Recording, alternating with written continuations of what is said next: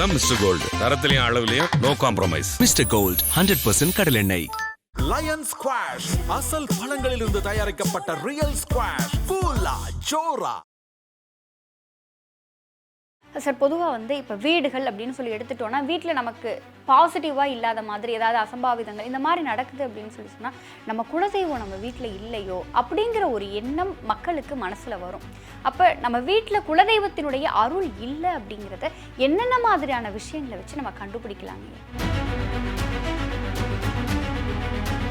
திருமண தடை, காலதாமத திருமணம், அந்த வீட்டில் ஒரு கருகலைப்பு நடக்கிறது, அந்த வம்சாவளியில் ஒரு அகாலம் நடப்பது, எல்லா முயற்சி செய்தும் ஒரு சில விஷயங்கள் கிடைக்காமல் இருப்பது, மாடி வீட்டு வேலைன்ற மாதிரி எல்லாம் இருந்தும் இல்லாத நிலை இருப்பது, வீட்டுக்குள்ளே சுபிட்சம் இருக்காது, எல்லா வசதி வாய்ப்பும் இருக்கும் ஆனால் நிம்மதி இருக்காது, அனுபவிக்க வேண்டிய பொருள் கண்ணுக்கு முன்னாடி இருக்கும் ஆனால் அனுபவிக்க முடியாது. இது உதாரணத்துக்கலாம், 30 வயசுலேயே அவனுக்கு 25 வயசுலேயே சுகர் வந்துடும்னு வச்சுக்கங்களேன். ரொம்ப சிம்பிள் தான். நம்முடைய பிரார்த்தனைகளை இறைவன்கிட்ட கொண்டு போகக்கூடிய மிகப்பெரிய பொறுப்பும் கடமை குலதெய்வத்திட்டு இருக்குது. அப்போ நம்ம எந்த தெய்வத்தை வழிபட்ட போதிலும் நம்ம சொல்லக்கூடிய விஷயம் அவனுக்கு போய் கன்வே ஆகணும், ரீச் ஆகணும். அங்கே ரீச் பண்ணுறதுக்கான ஒரு நபர் இங்கே இல்லைன்னும் போது ஒருத்தருக்கு மிகப்பெரிய விபத்து ஏற்படுதுன்னு சொல்லும் போதும் முதல்ல முன்னாடி வந்து நிற்கிறது அந்த ஆன்மா தான் வந்து நிற்கும், குலதெய்வம் தான் நிற்கும், காப்பாற்றுறது போதும் அப்படின்னு. அப்போது பெரிய லெவல் துன்பம் சின்னதாக போயிடும். அது அந்த நீங்கள் இது யாருக்கு புரியும்னா, அந்த அடிப்பட்ட நபருக்கு போய் கேட்கும்போது நிச்சயமாக சொல்லுவாங்க, ஏதோ ஒன்று என்னை காப்பாற்ற மாதிரி ஒரு ஃபீலிங்ஸ் சொல்லுவாங்க. இது உணர்வுபூர்வமான விஷயம். நம்மளையெல்லாம் காப்பாற்றி வழிநடத்துகிற அந்த குலதெய்வத்துக்கு கட்டு உண்டா சார்? நிச்சயமாக உண்டு. ஏன்னா அதர்வன விதத்தில் சாத்தியம். நீண்ட நாள் கட்டுப்பட முடியாது. கட்டுன்னா தடை ஏற்படுத்துன்னு அர்த்தம், அது செயல்படாமல் தடுக்குதுன்னு அர்த்தம். கட்டுனா முழுமையாக ஒரு தெய்வத்தை எப்படி கட்டுப்படுத்த முடியும்? ஆனால் உங்களுக்கு கொடுக்க வேண்டிய அணுகிறதுக்கு தடைப்பட்டது தான் அது கட்டுன்னு சொல்கிறாங்க. உண்மையிலே செய்ய முடியுமானா செய்ய முடியும். நம்மளோட ஜாதகத்தில் என்ன மாதிரியான தோஷங்கள், என்ன மாதிரியான கடுமையான நேரங்கள் இருந்தாலும் நம்முடைய குலதெய்வத்தை நோக்கி நம்ம போய் வேண்டி மஞ்சாடி நின்னோம் அப்படின்னு சொன்னாலும், சரணாகதி அடைஞ்சிட்டோம் அப்படின்னாலும் ஜாதக கோளாறுகள் நீங்குமா? எந்த கர்மாவையும் முழுசாக நீக்க முடியாது, குறைக்கலாம். அந்த குறைக்கிறதுக்கான முக்கியமான கருவியே குலதெய்வம் தான்.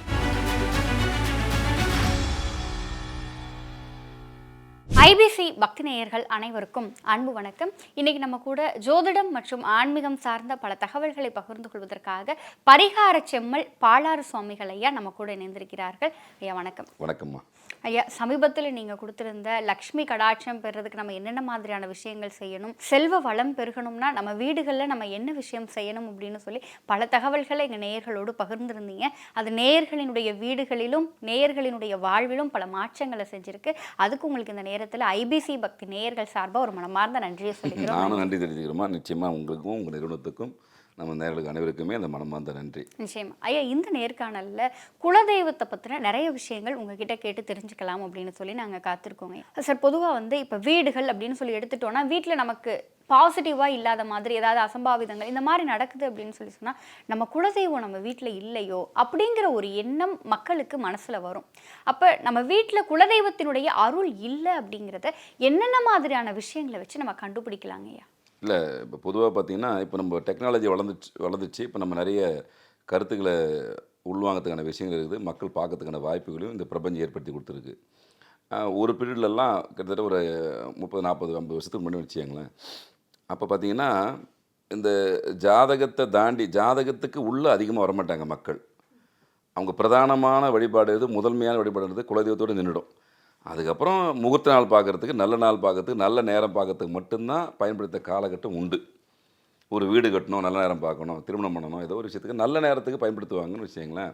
அப்போ பிரதானமான விஷயம் அவங்க எதை முன்னிறுத்துவாங்கன்னா, குலதெய்வத்தோடு மிங்கில் ஆகிடுவாங்க. எப்போவுமே அந்த கனெக்ட்லேயே இருப்பாங்க. அதனால் என்ன அவங்களுக்கு பெரிய ஒரு விஷயம் நடந்துச்சு அப்படின்னா, இந்த கிரகத்தினுடைய தாக்கங்கள், இந்த கோச்சார தாக்கங்கள், ஒரு சில தோஷத்துக்கான விஷயங்கள், இது எல்லாமே படிப்படியாக இந்த குலதெய்வத்தின் அருளோடு இருக்கும்போது நிவர்த்தியாகனே வந்தது. ஆனால் அவங்க தேவைகள் அதிகமாக போயிட்டு, ஐயா குரு பயிற்சி வந்துச்சா, சனி பயிற்சி வந்துச்சா அப்படின்னு பார்க்க வேண்டிய தேவைகள் அந்த காலகட்டத்தில் இல்லாமல் போயிடுச்சு. ஏன்னா அவங்க ஒரு தெய்வமாக இருந்தாலும், ஒற்றை தெய்வமாக இருந்தாலும் அந்த குலதெய்வத்தை ரொம்ப வலுவாக பிடிச்சி பின்னி பணிந்து இணைந்திருந்தாங்க. அதனால் என்ன ஆச்சுன்னா, தோஷங்கள் குறைந்துச்சு, சுபகாரியங்கள் நல்லபடியாக நடந்துச்சு. இதெல்லாம் ஒரு காலகட்டத்தில். அப்புறம் நம்ம புலம்பெயர்ந்த மாதிரி நம்ம என்ன பண்ணுறோம், இருப்பிடத்தை விட்டு பிழைக்கிறதுக்காக போகும்போது ஒரு சிலர் கூட கைப்பிடி மண் எடுத்துன்னு போவாங்க, வாழாடி வாழவே திரும்ப வாழ்வாங்க. சரி குலதெய்வத்தை விட்டுட்டு போயிடுவாங்க, சண்டை போட்டு பிரிஞ்சுட்டு போயிடுவாங்க. இது போன்ற குடும்ப நிலைமையெல்லாம் அங்கே போன பின்னாடியும் சுபிட்சமாக இருக்காது. அதான் பெரிய விஷயம் ஒன்று. குலதெய்வ அருள் நம்மளுக்கு வேணும், ஒரு விஷயம் வேணும். இல்லை என்றால் அப்போ நம்மளுக்கு நெகட்டிவான விஷயங்கள் எது எதெல்லாம் மேக்ஸிமம் இருக்குமோ அதெல்லாம் இருக்கும். முதல் விஷயம் திருமண தடை, காலதாமத திருமணம், அந்த வீட்டில் ஒரு கருகலைப்பு நடக்கிறது, அந்த வம்சாவழியில் ஒரு அகாலம் நடப்பது, எல்லா முயற்சி செய்தும் ஒரு சில விஷயங்கள் கிடைக்காமல் இருப்பது, மாடி வீட்டு வேலைன்ற மாதிரி எல்லாம் இருந்தும் இல்லாத நிலை இருப்பது, வீட்டுக்குள்ளே சுபிட்சம் இருக்காது, எல்லா வசதி வாய்ப்பும் இருக்கும் ஆனால் நிம்மதி இருக்காது, அனுபவிக்க வேண்டிய பொருள் கண்ணுக்கு முன்னாடி இருக்கும் ஆனால் அனுபவிக்க முடியாது. இது உதாரணத்துக்கலாம் 30 வயசுல அவனுக்கு 25 வயசுல சுகர் வந்துடும் வச்சுங்களேன், என்ன பண்ண முடியும்? கண்ணுக்கு முன்னாடி அத்தனை இதுதான் sweets விஷயம். இருக்கும். இது போன்ற விஷயங்கள் எல்லாமே இந்த உங்களுடைய குலதெய்வம் அருள் இல்லைன்னா அந்த வீட்டில் ஈஸியாக கண்டுபிடிச்சிடலாம். இந்த மாதிரி சிம்டம்ஸ் எல்லாம் இருந்துச்சுன்னா கண்டிப்பாக அந்த வீட்டில் அவருடைய பரிபூர்ண அருள் இல்லை அப்படின்றத நம்ம எளிமையாக புரிஞ்சுக்கலாம். அடுத்தடுத்து நடக்கும். இது ஒருத்தருக்கு நடக்கிறத வச்சு நம்ம முடிவு பண்ண முடியாது. சொந்த பந்தம், சித்தப்பா வீட்டில், பெரியப்பா வீட்டில், பங்காளிங்க வீட்டில், நம்ம வீட்டில், அப்படி நீங்கள் ஒரு ஆய்வு பண்ணி பார்த்தீங்கன்னா ஒரே மாதிரியான நிகழ்வுகள் நடந்து கொண்டே இருக்கும். அப்போ நம்ம ஈஸியாக கணக்கு போட்டுடலாம். இன்னும் ஒரு சில குடும்பத்திலாம் பார்த்தீங்கன்னா அண்ணன் தம்பி 3 பேர் எனக்கு தெரிஞ்ச ஒரு குடும்பம் இருந்துச்சு. 45 வயசு வரைக்கும் அவங்களுக்கு திருமணம் நடக்கலை 3 பேருக்கும். ஆனால் எல்லாருமே அரசு உத்தியோகம். சொல்லுவாங்களா, கை நிறைய சம்பளம், நல்ல வீடு, நல்ல வாகனம், எல்லா வசதி இருக்குது.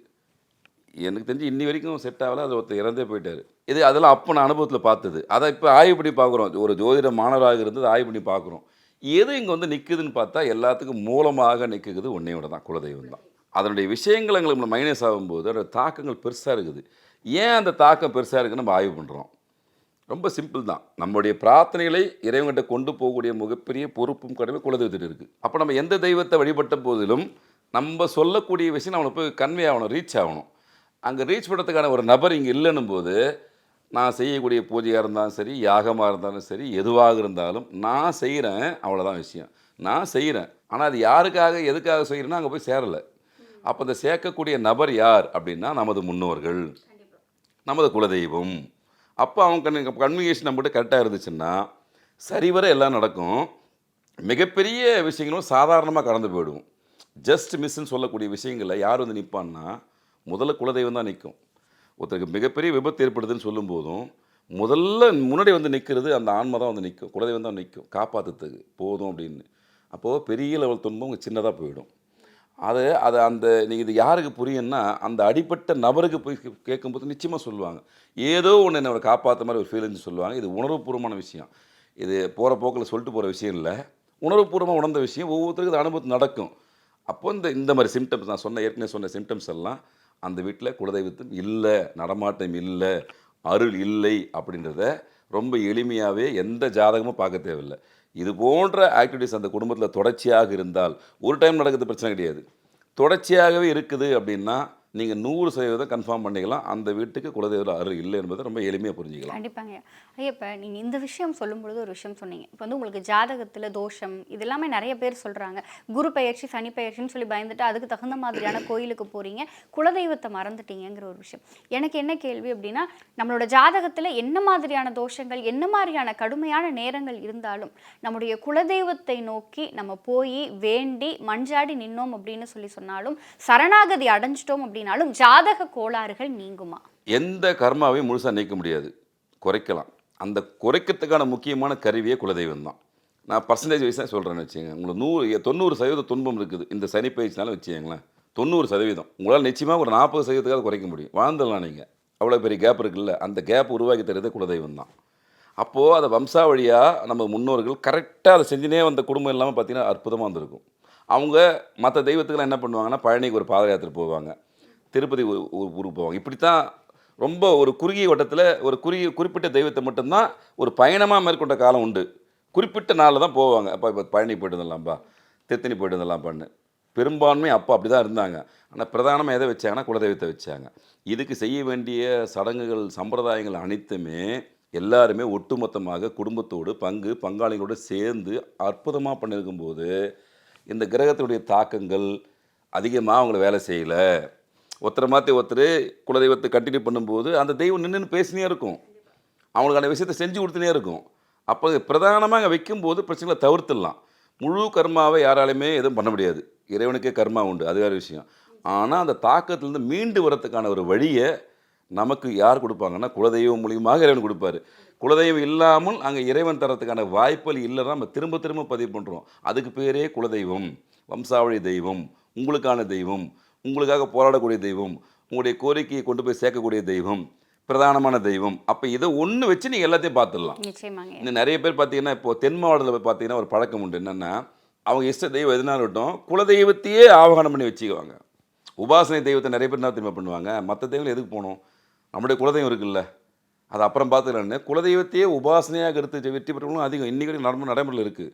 அப்போ நம்ம இன்னொரு போய் நிற்கிறத விட பரவாயில்லப்பா என் குலதெய்வம் ஒன்று வந்துச்சுன்னா மற்ற தெய்வங்கள் ஆட்டோமேட்டிக்காக வந்துட போகுது. அவங்க அந்த கான்செப்டில் போகிறாங்க. ஓகே என் குலதெய்வம் எனக்கு சாதகமாக இருந்துச்சுன்னா அது எனக்காக எல்லா தெய்வத்தினுடைய அனுகிரகத்தையும் பெற்றுத்தரத்துக்கு ஒரு ஆள் இருக்காங்கன்னு சொல்லிட்டு அவங்க கெட்டியமாக பிடிச்சிக்குவாங்க.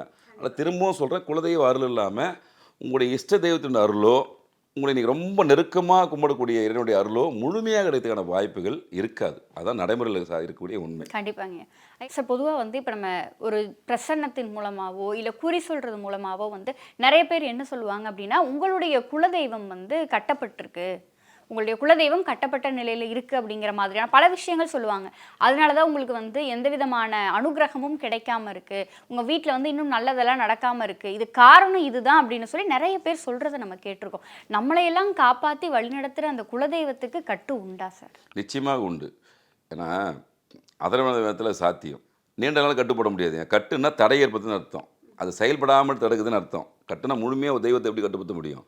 ஆனால் உங்களுக்கு கொடுக்க வேண்டிய அணுகிறதுக்கு தடைப்பட்டது தான் அது கட்டுன்னு சொல்கிறாங்க. உண்மையிலே செய்ய முடியுமானா செய்ய முடியும், அது அதில் மாற்றுக்கிறது கிடையாது. இன்னும் வெளிப்படையாக சொல்லப்போனால் ஒரு சில கோயிலையும் கட்டு போட்டுருவாங்க. அதனால தான் பார்த்தீங்கன்னா ஒரு சில கோயிலில் கண்டினியூவாக அந்த பிரார்த்தனைகள் போயினே இருக்கும். 6 கால பூஜைன்றது கண்டினியூவாக பண்ணுவாங்க. மந்திரங்கள் உச்சாரோட ஒளி இருந்துனே இருக்கும். அப்போ அது அந்த சக்தி மீறி இன்னொரு சக்தி செயல்பட முடியாது. அதர்வனத்து மூலியமாக அது சாத்தியம். அதுக்கும் அவங்க ஜாதக அடிப்படையில் பார்க்கும்போது தெரிஞ்சிடும் நம்மளுக்கு என்ன விஷயம்னா, அவங்க கட்டிக்கிறாங்க சொல்கிற விஷயம் கூட இந்த சாபத்தினால் ஏற்பட்ட விஷயமாக தான் இருக்கும். அவங்க ஜாதகத்தை அப்போ பார்க்கும்போது தெரிஞ்சிடும், ஓஹோ அவங்க ஏன் அந்த சாபம் வாங்கியிருக்காங்கன்னா குலதெய்வ சாபம் இருக்குது. அப்போ அந்த குறிப்பிட்ட நேரத்தில் அந்த சாபங்கள் ஆக்டிவேஷன் ஆகிடும். எல்லா நேரத்துலையும் எல்லா விஷயமும் ஆக்டிவேஷன் ஆகாது, அது ரொம்ப புரிஞ்சுக்கணும். இப்போ அந்தந்த வயதுக்கேற்ற விஷயத்தில் தான் அது தடை ஏற்படுத்தும். எல்லா நாள்லையுமே ஒரு கிரகமோ ஒரு இது விஷயமோ தடை ஏற்படுத்தினே இருக்காது. நீங்கள் எப்போ ஒரு விஷயத்தை நோக்கி பயணம் பண்ணுறீங்களோ தடை ஏற்படுத்த தான் தோஷங்களுக்கும் சாபத்துக்கான விஷயம். அப்போ குலதெய்வ கட்டு உண்டா என்றால் நிறைய உண்டு. அது நடைமுறையில் உண்மையான விஷயந்தான். அதை சரிப்படுத்துக்கு வழிமுறை நிறைய உண்டு. ஆனால் கட்ட முடியுமா என்றால் நிச்சயமாக அதரான வேலை மூலியமாக அது நடந்து கொண்டு தான் இருக்கிறது. இப்போ ஒருத்தங்க வந்து சொல்கிறாங்க உங்களோட குலதெய்வம் கட்டப்பட்டிருக்கு அப்படின்னு சொல்லி சொல்கிறாங்க அப்படின்னா இதுக்கு நம்ம என்ன மாதிரியான விஷயங்கள்? இல்லைம்மா, அதுக்கு ஒரு பெரிய பூஜைகள் நிறைய விஷயங்கள் இருக்குது. அதுக்கு எளிமையாகவே வீட்டில் வச்சு பண்ணிக்கலாம். நீங்கள் இன்னொருத்தர் நம்பி போகிறத விட நிறைய சித்தர்கள் அதுக்கான விஷயம் கொடுத்துருக்காங்க, நிறைய மூலிகளை கொடுத்துருக்காங்க. அதுதான் நம்ம ஏற்கனவே சொன்ன மாதிரி நிறைய விஷயத்தில் வீட்டில் பாசிட்டிவான விஷயங்களை தொடர்ச்சியாக செய்யணும். அது ஒரு இது குறிப்பிட்ட மூலிகைலாம் இருக்குது. குலதெய்வத்தை அதனுடைய அனுகிரகத்தை பெறத்துக்கான விஷயங்கள் நம்மளுக்கு குறிப்பிட்ட மூலிகைலாம் சித்தர்கள் கொடுத்துருக்காங்க. அது ஒரு குறிப்பிட்ட நாளில் அவங்க ஜாதக அடிப்படையில் பார்த்துட்டு அவங்களுக்கு எது உகந்த நாள், வளர்பிரியா தேய்பிரியா எது நல்ல நாளை பார்த்து அந்த சமயத்தில் அதை பயன்படுத்தும் போது அந்த குற்றங்கள் சாபங்கள் நீங்க வாய்ப்புகள் அது கொடுக்கும், குறைக்க முடியும். எது எப்படி இருந்தாலும் நீங்கள் என் குலதெய்வத்தை நீ கட்டிட்டாங்கன்னு சொல்லிட்டு விட்டு போகக்கூடாது. எதுவாக இருந்தாலும் அது உங்களுக்கு நன்மையை தரக்கூடிய தெய்வம். இன்றைக்கி ஒன்றா காலத்துக்கு ஏற்ப மாதிரி சிறிது காலம் சிறிது மாதம் அப்படி இருக்கலாம், அது இன்ஆக்டிவாக இருக்கிறதுக்கு வாய்ப்பு உண்டு. கண்டினியூவாக இருக்கிறதுக்கான வாய்ப்புகள்லாம் இறைவன் தரமாட்டார். உங்களுடைய கர்மாவும் அங்கே வேலை செய்யும், நீங்கள் செஞ்ச வேண்டிய விஷயங்கள் அங்கே வேலை செய்யும், உங்கள் முன்னோர்கள் செய்த விஷயம் வேலை செய்யும். இந்த விஷயம் எடுத்து ஒரு தற்காலிகமான முடிவை தவிர்த்து நிரந்தரமான விஷயங்கள் இல்லை. கண்டிப்பாக. இப்போ நம்ம குலதெய்வம் சார்ந்து பேசும்பொழுது என்னென்னா, குலதெய்வம் அப்படிங்கிறவங்க நம்முடைய முன்னோர்கள். நமக்கு முன்னாடி ஒரு சில நல்ல விஷயங்கள் செஞ்சு இன்னைக்கு நம்ம எல்லாம் காத்து வழிநடத்துகிற தெய்வங்களாக நமக்கு வழிகாட்டுறவங்க நம்முடைய குலதெய்வங்கள். கண்டிப்பாக. ஆனால் இப்போ நிறைய பேர் என்ன சொல்கிறாங்க அப்படின்னு சொன்னால், உங்களுக்கு குலதெய்வ சாபம் இருக்குது, உங்களுக்கு குலதெய்வத்தின் மூலம் பாவம் இருக்குது அப்படிங்கிற மாதிரியான நிறைய விஷயங்கள் சொல்கிறாங்க.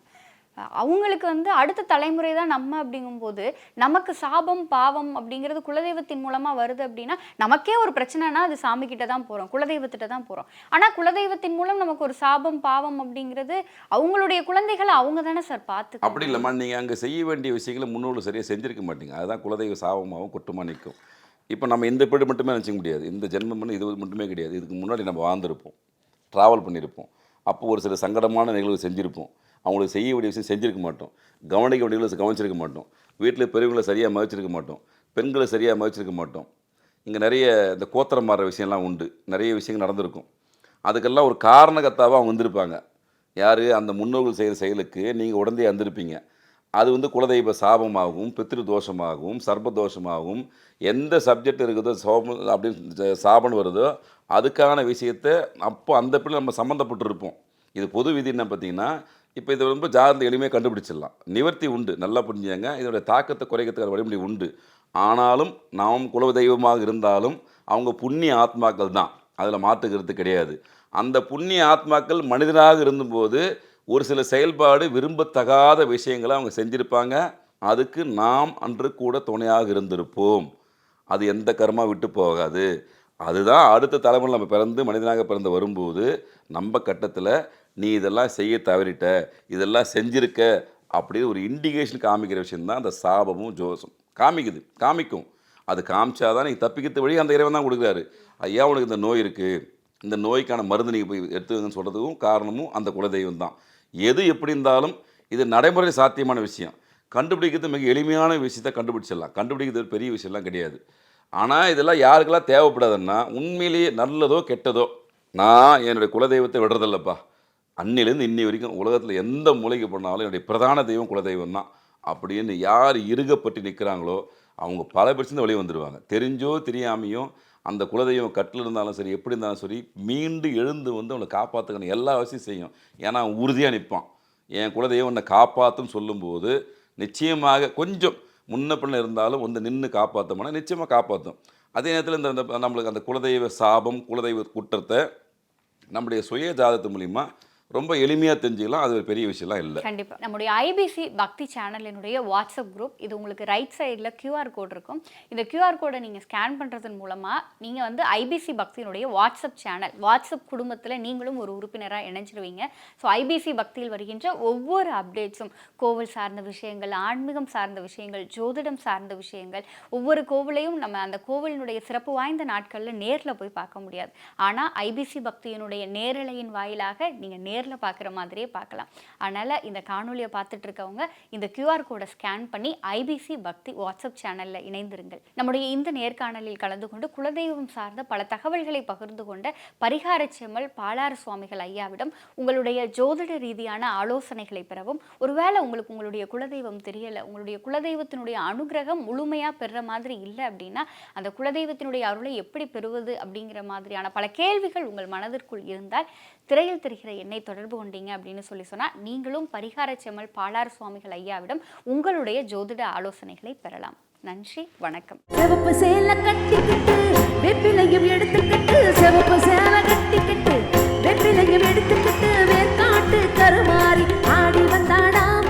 அவள் வெறுப்புடனே தொழுபவரின் வினைகளையே ஓட வைத்து பொறுப்புடனே நம்மை காக்க ஆடி வந்தாடாம். அதான் மிஸ்டர் கோல்டு, தரத்திலையும் அளவுலையும் நோ காம்ப்ரமைஸ். மிஸ்டர் கோல்ட் 100% கடலெண்ணெய். லயன் ஸ்குவாஷ் அசல் பழங்களிலிருந்து தயாரிக்கப்பட்ட ரியல் ஸ்குவாஷ், ஃபுல்லா ஜோரா.